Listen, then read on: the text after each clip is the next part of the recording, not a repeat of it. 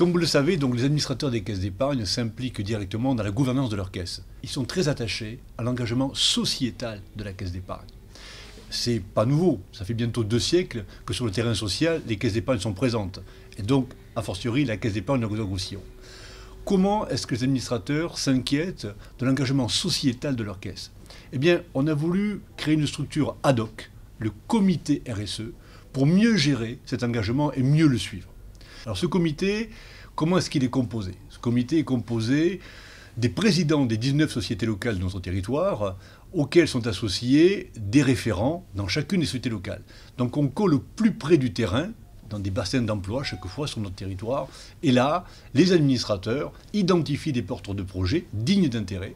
Ces projets sont instruits de concert avec une équipe du secrétariat général qui prépare les dossiers, regarde leur faisabilité, accompagne les porteurs de projets, et puis l'ensemble de ces dossiers retenus 2 fois par an est soumis à ce comité RSE qui échange, les évoque et puis retient la plupart du temps la plupart d'entre eux et alloue à ces dossiers un montant de subvention qui varie en fonction de la nature du projet et de son intérêt.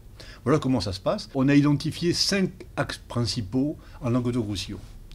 Le premier se rattache à l'insertion par l'emploi. Un deuxième axe fort, c'est la satisfaction des besoins fondamentaux. Se nourrir, se loger, sont des éléments clés de préoccupation du comité RSE. Autre axe fort, favoriser l'autonomie des personnes.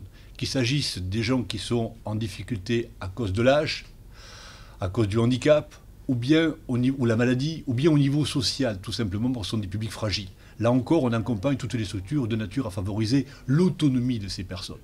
On a également notre axe aussi qu'on a voulu privilégier, la défense de notre patrimoine et notre engagement dans le domaine culturel, qui est aussi essentiel. Enfin, un dernier point, c'est la défense de l'environnement. Au moment où vient de se terminer la COP21, il est bien évident que tout ce qui se rattache aux générations futures et au monde qu'on va leur transmettre, à attirer notre attention, est une préoccupation, je dirais, importante du comité. L'engagement sociétal, il se traduit au travers de notre politique de responsabilité sociétale d'entreprise, de RSE, puisque comme pour les autres caisses d'épargne, nous n'avons plus l'obligation d'avoir les PELS comme on les avait avant, mais que nous continuons chaque année à investir près de 3% de notre résultat net pour accompagner des projets qui sont des projets qui permettent de subvenir aux besoins essentiels de la vie des habitants en situation de fragilité sur notre territoire.